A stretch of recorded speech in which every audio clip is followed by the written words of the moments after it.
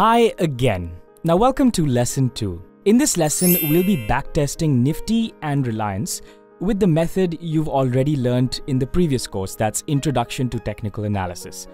But before we do a backtest, I want to show you the difference trading with option actually makes. You see, the idea is very simple. You buy call options when we cross a swing high, and you buy put options when we cross a swing low. But the question is, why can't you just buy the stock? After all, it's much easier, isn't it? Why would you trade options instead? In other words, what advantages does options actually give you? And to answer that question, I'm not going to explain, I'm going to show you with a super cool example. Now today is 10th of June 2015 and it's about 12:15 right now. This is a daily time frame chart of Bank Nifty. Now I want you to bring your attention to here, June. Now you'll notice we've seen a lot of bloodshed lately. The markets have been falling all the way from 18,600 to 17,400. Now that's irrelevant. All we need to look at is a swing low break, and here it is. On the 26th of May 2015, we had a swing low, which was broken after a couple of days on the 2nd of June. Now the question is, if you actually shorted this fall from here all the way to the second day, so that's 2 days of trading, you would have made about 3.8%. Not bad. So the swing low broke and the markets fell about 3.8% in 2 days. Not bad at all. But the question is, what happened on the options? More specifically, the put options. Let's have a look. To do this, you first need to go to the National Stock Exchange website. That's nseindia.com. And after the website opens, you need to go to this area, that is the search bar. Over here, select Equity Derivatives and type in Bank Nifty. This will give you a drop down which you can select, and you'll get all the contract information for CNX Bank Index Bank Nifty. Today, the markets are up by about 1%. That's 194 points. So let's put in the contract information we need. It is a index option. The first thing you need to select is instrument type right over here. Select index option. Bank Nifty is your symbol. Your expiry date will be the current month contract, that's 25th June. And since this is a bearish trade, we select the put. The strike price is something we'll get to later. So after you hit get data, you'll have all the information about the contract. Today, markets are up about 189 points. So let's see what the put options actually did. You need to click on this tab right here. It's historical data. And once you click on it, you need to select about, let's say about 2 weeks. And you'll get 2 weeks worth of option data. Now this is what we need. Let me go back to the chart so we know exactly where we are. The day the breakdown happened, that is the day that the swing low was broken, was this day. And the date was 2nd of June. Now for reasons you'll find out very soon, you need to buy your put options just before the market closes. So a good precursor for that over here is 2nd of June. You have the open, high, low, close. You just need to see the settle price, 545. That would have been the price you actually bought your put options at. And if you held it for 2 days, that is 3rd of June and 4th of June, the highest point your put options went was 842. Now with a little bit of math, we can actually calculate the percentage. That's about a 300 point difference. So 300 rupees divided by 545 gives you the percentage you would have earned. That's 55%.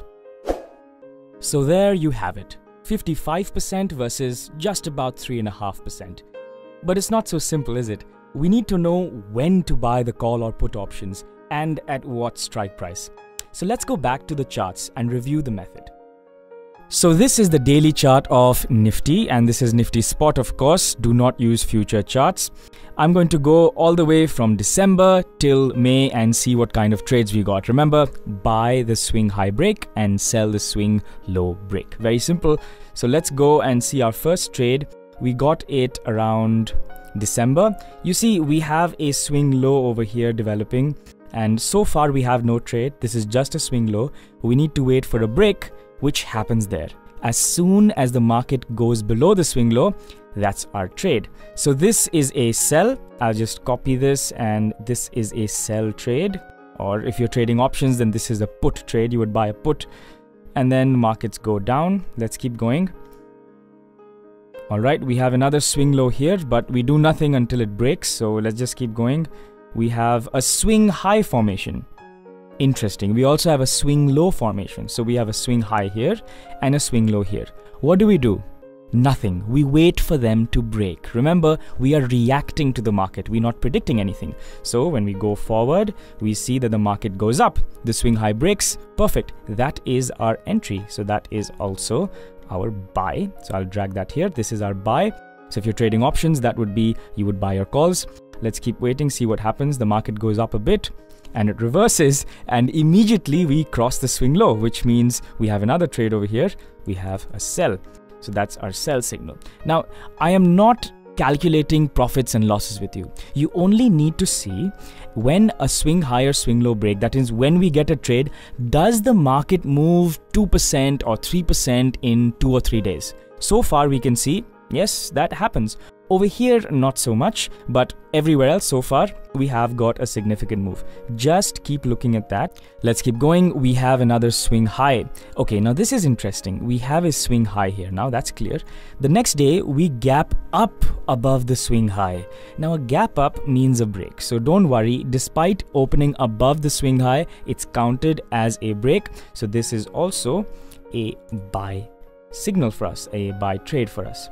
Let's keep going forward. The markets go up. Now this happens a lot. The markets go up in a swift move and there's no swing highs and lows. That's fine. This happens sometimes. All you have to do is be patient and wait for your signal to arrive. Markets fall down after that. We have absolutely no swing high or swing low break so far. Let's be a little more patient. All right, that's our next trade. So we have a simple swing low and the market breaks down. Simple. It's a sell signal. I'll mark a sell here. Now also notice every time you have this swing low break, you'll also have a swing high formed somewhere. And in this case, it's here. So keep a close eye on it. If the market reverses, you should be ready for it. Let's see what happens the next day. The market actually reverses. So this is actually a loss trade and we cross the swing high. So we reverse our trade and we buy. Let's see what happens to this trade. And we actually move up. So we've got our significant move within 2 days. So that was the last trade of February, which was profitable. And now we're entering March. We have a brand new swing low, which is right over here in case you didn't notice. And we break down. That is again our sell signal, which we mark here. Perfect. So far, so clear. We have another swing low break, which happens right about here, which is again very profitable. I'll just mark it again. So I hope you're noticing whenever a break of a swing high or swing low happens, you get a significant move. That is all we need to trade options. We don't need to capture entire moves like this. We just need a short burst and we can capitalize on it. Let's go forward. This is a huge move down. Now this is peculiar because we're getting a big rally in midst of a huge March downtrend.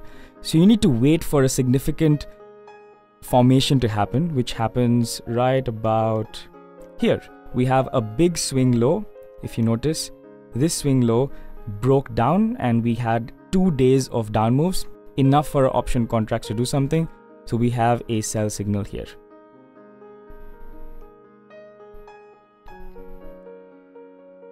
So that's it. And the last trade, which happened a few days ago actually, is this trade in June, a sell right below the swing low. Now we're going to repeat the same thing we did with Nifty with Reliance. Okay, the results for that were quite satisfactory. Let's see how Reliance performed over the last 5 months. Now Nifty turned out pretty well. Does Reliance do the same? Let's do a quick backtest from November all the way to May 2015. I've already marked it with the buy and sell signals. All you need to notice is, do we make a significant move after the trade? We have a swing low break right here and we have a sell signal. And yes, we did move down for the next few days. If we go further, you will be able to see that we have another sell signal, worked out well. Another buy, worked out well again. 2 buys in fact, all doing well. And we have another sell signal, which gave us a quick move down. So far you'll notice after all trades, we have a significant move down. There is one sell signal here, which did not do well. That is a loss trade, but after that, we have every single trade which is done well, apart from this one, of course. Let's go forward. We're in February now. We have another sell signal coming up right here. Now you notice the sell signal happened a little far. The swing low and the tail is pretty big, but this is normal. It was still profitable.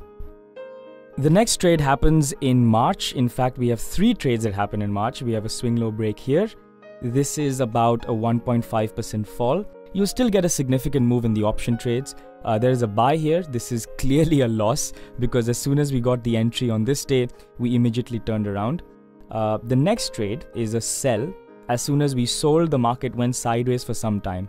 Now, I think this is the time where you actually get fearful. As soon as you've got the sell signal, there is no movement happening for this day, no movement happening for the 3rd day, but you need to be patient. The 4th day, we have a huge move down, which is about 2%, and it continues to fall. So we probably did meet our targets if we took a put trade on this.